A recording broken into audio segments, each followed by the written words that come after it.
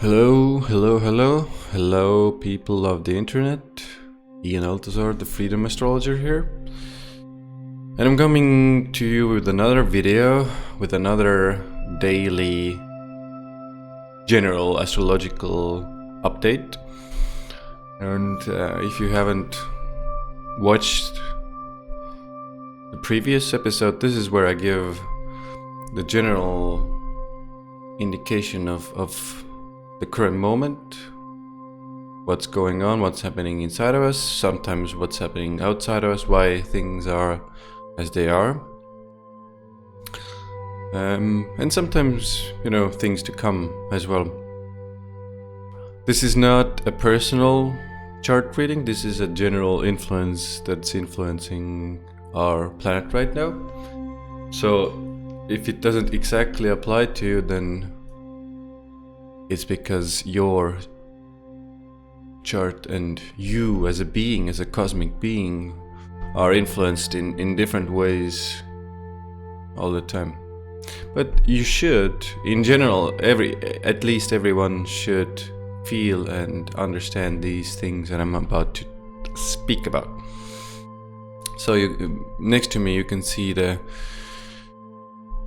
chart, and this is, it's in a couple of hours, but it's still today's chart.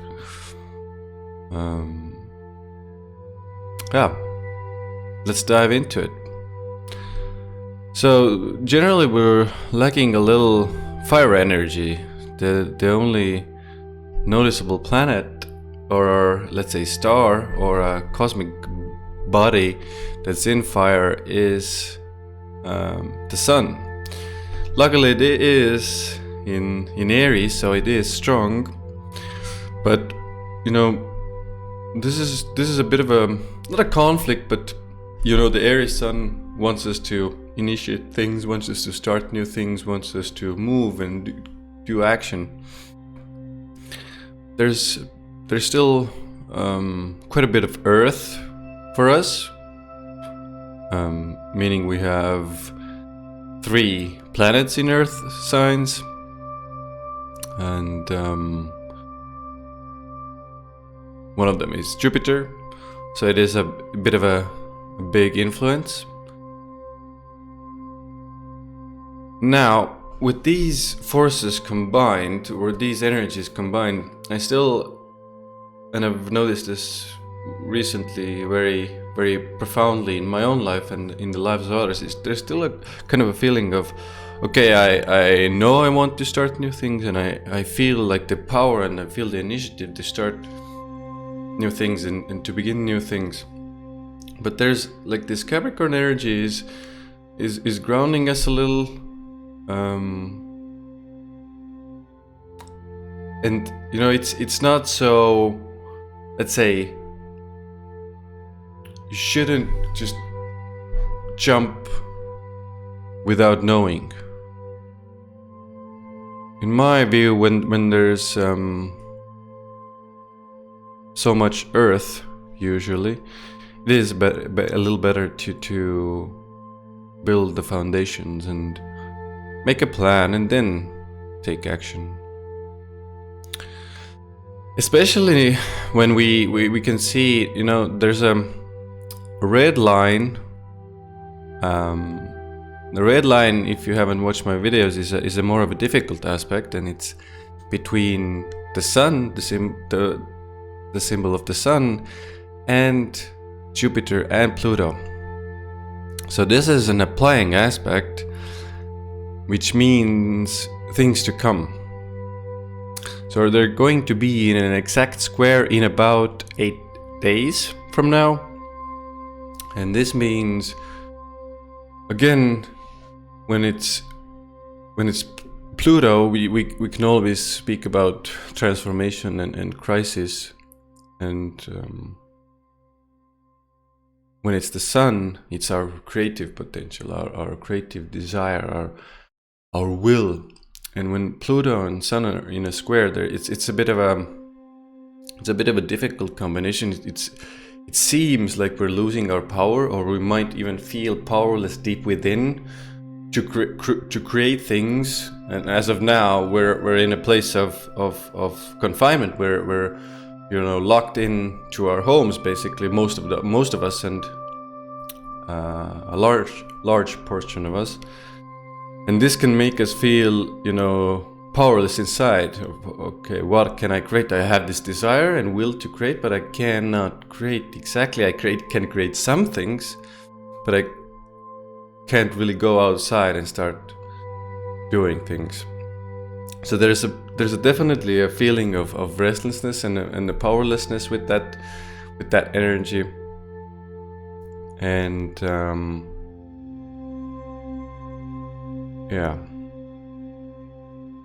and then Jupiter is there as well in a square. It's right now it's a bit of a wide square, meaning they're not in an exact square, but we will still start to feel it. And when Jupiter is there, it's kind of even in a difficult aspect, Jupiter is usually a benevolent influence. So Jupiter Sun square is like we might even overestimate our creative intelligence, our creative capacity, our creative potential, let's say. So it's again looking at these things and understanding that I might overestimate the things that I can do right now, and move in a more gradual way forward. There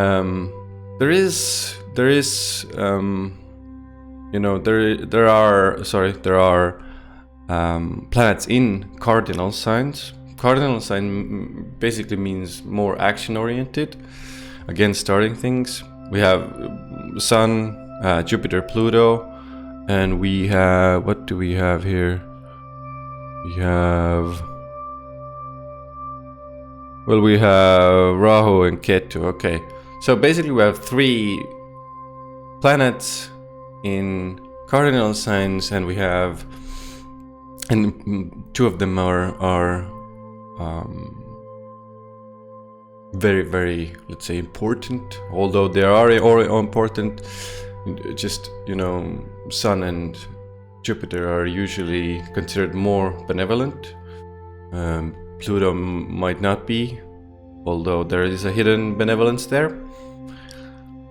So I don't want to say that you cannot start anything, obviously, with the Sun in Aries.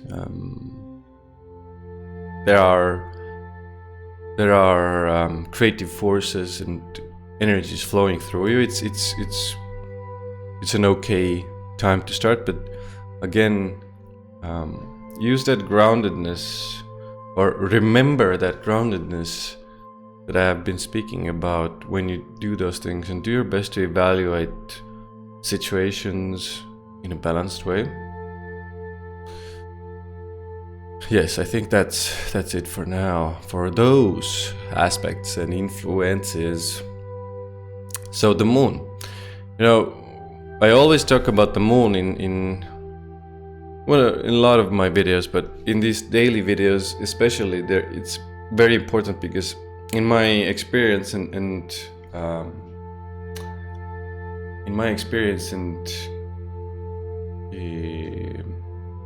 observations, I've learned and I've seen it constantly, that the moon is the most prevalent influence that is affecting us day to day. And a lot because we're emotional beings.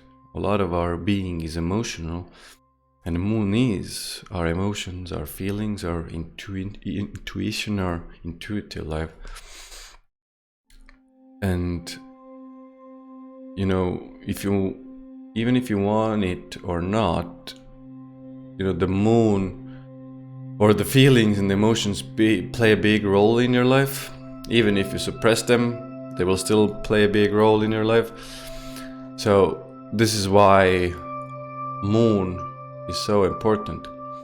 So the moon is now in Virgo, coming from Leo, and it's more of it's an immediate shift, because moon in Leo, we're feeling kind of fun, and we want to have fun and create and have this kind of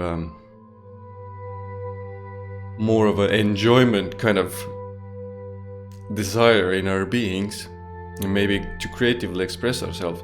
But now Virgo comes in, and Virgo is quite serious, I would say. Virgo is quite or very detail oriented. It's very pragmatic. I would say it's the most pragmatic sign of them all, probably. And it's very mind oriented. So when you put these two together, Moon and Virgo, there is kind of a sensation of one is very intuitive, emotions, feelings. Other one is very detail-oriented mind, administrative tasks. They kind of don't match so well together. But there are still, some good things you can do. And there is a desire during this time for order in your life, to clean the house, for example, to take care of pets, to spend time with pets, to be of service of some kind is also Virgo. I think that's the highest octave, or the highest manifestation of the Virgo energy, is to be of service to someone in a weaker position than you in life. And one of the other things about Virgo is it's our routines. So there is a desire to be very strict with our routines, to have these healthy diets, usually, also. Creating order, like putting order into something, is always very good during the Virgo moon, like organizing some files, organizing some, books or something in your home, or like stuff like that. Cleaning, always good. And it's also very focused on like specific small details. It's the precision of it. But when it comes to our emotion life, and when it's moon, it's kind of, if you think about it, it's kind of annoying when you nitpick and like focus on every little bit of a thing in your emotional life, in your feelings. And the negative side of this energy can mean that, or you can feel like nothing is perfect. You're constantly like wanting to fix everything and fix and, clean, and nothing still feels perfect. So just be aware of that. And also, when a person notices every detail, which is very good in a lot of situations, you can notice all the details that are so-called wrong with everything, or with your partner, or with the house, or with your feelings and with your emotions as well. So you can start fixing those things. Fixing feelings and emotions, usually not the best idea, but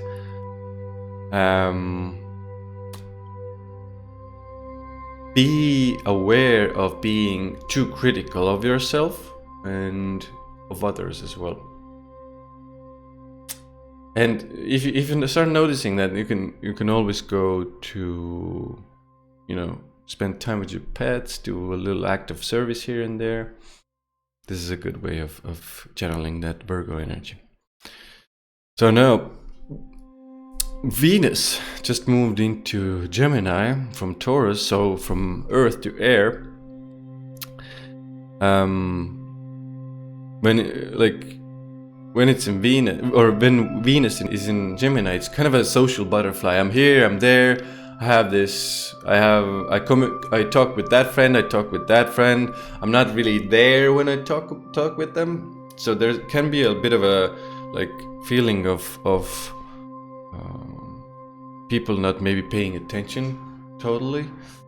So you keep an eye on that. If you start noticing you're like, oh, kind of in your clouds and there's all kinds of ideas flowing through your mind while you're having a conversation with a friend or a lover, it's good to be present there. So when it's it's coming from Taurus, so our relationships, usually when Venus is in Taurus, it's in its home sign, so it's strong. Relationships get a boost. They're kind of grounded, but at the same time there's more pleasure there, more enjoyment, more fun there even, and it's grounded. It's kind of slow moving. But now in Gemini is all scattered. It's very quick, and that's why you're like, I'm here in this relationship, I'm here in this, I'm talking with that, like jumping from one place to another. But obviously there's a desire now to do that, to communicate and to speak with other people. That's a good sign or side of Venus in Gemini, and you should do that, and you should exchange information with those people. But it's a kind of a place of keep that social butterfly in check, keep that I'm doing this only because of selfish reasons in mind.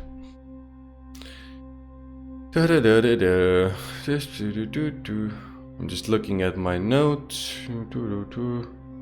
So yeah, one of the last things maybe here with Venus in Gemini is it is a kind of promiscuous placement. So be aware of that. Be aware of you being too overly too promiscuous, and maybe if you are in a committed relationship, do your best to channel that energy in the bedroom. Maybe it's possibly the best way to use that energy. So I picked some. Yeah, the moon is getting some difficult aspects here.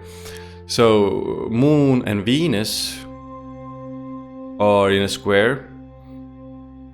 So this can bring up like tensions in relationships because of not really understanding each other's needs and emotional needs and feelings.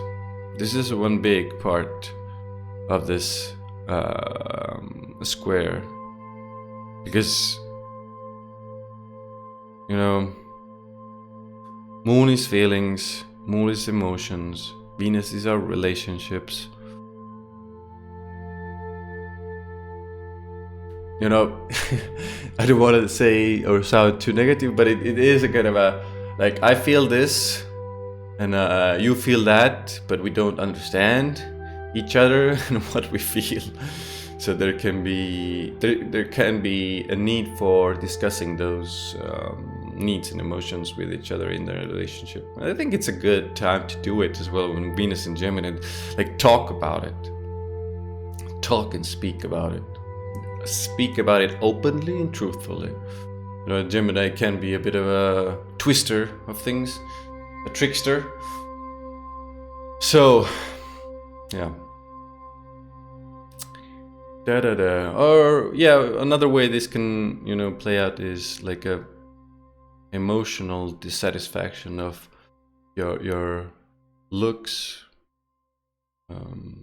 maybe finances, not feeling pretty enough. Clothes don't seem nice, or you feel like they don't fit nicely. And don't worry, because these usually Moon and Venus aspects are really quick, so they both move really quickly, and and they're still good, like more considered the benefic energies in our solar system. So there is a bit of like, yeah, it's a bit uncomfortable, but who cares? It's just a minor inconvenience. Now you know, Moon again is getting an opposition with Neptune. When Moon and Neptune are in a place of difficult aspect with each other, it does seem like you can't even understand your emotions. It's like difficulty to understand what I'm truly feeling about the situation or situations. And you know, sometimes even like you can even deceive yourself with how you're feeling. Or maybe in worst case scenarios, you know, somebody might try to deceive you. Luckily, again, it changes really quickly. So, although the emotional fog can occur,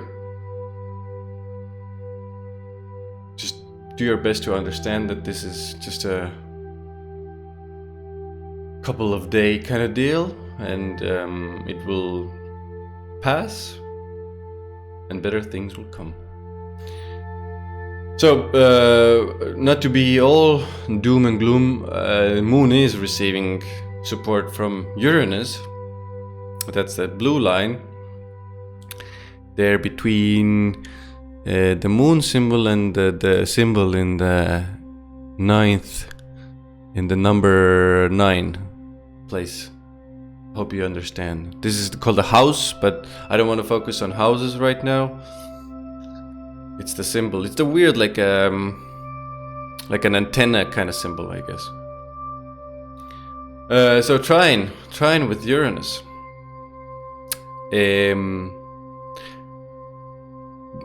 To sum it up really quickly, this is a bit of a like, don't understand what I feel. Neptune is like, oh, I'm foggy, and then Uranus suddenly is like, okay, this is what I feel. I understand very clearly what I feel. And you know, it can even, I think with Uranus it can bring like this sudden, when it's in a positive, it can bring a sudden like uplifting positive emotions as well. And also, Uranus is the truth, so it can help you with the fog and the negative with the Venus. It can help you to see. It can help you to see the truth of what you're actually feeling. That's good. So later, Sunday evening, or I don't know if you're somewhere else, probably different time. So in 24, maybe even for some tomorrow, Monday, the Moon will make trines to both Pluto and Jupiter. Again, Moon and Jupiter together in a positive aspect. These are just 1, 2, 3, 4, 5. Yep, and Moon and Jupiter in a positive aspect with each other. These are good. This is like an expansiveness and an overflow of positive emotions. The only downside I see with this, and I've seen with this and I've experienced this, is like being too overly optimistic and happy about things when maybe things aren't realistically so good. But at least it can make you feel good for a while. That's the good. And Pluto here will help you in a positive aspect. Pluto will help you transform some deep emotional feelings. And it can even show you your deep emotional power you actually have inside of you. It's in a positive aspect. It's good. You can transform some emotional wounds. You can see how emotionally powerful you are. You can intuitively penetrate and feel somebody's feelings. That's all possible. So again, it was a little longer than I wanted, but I can go off on a tangent sometimes with these. But I hope you enjoyed it. And I'll probably do next one in about 2 days, when the Moon again is in a new sign with new aspects. with different influences all around. Thanks for watching. Ian Althusar, the Freedom Astrologer here, and I will see you soon.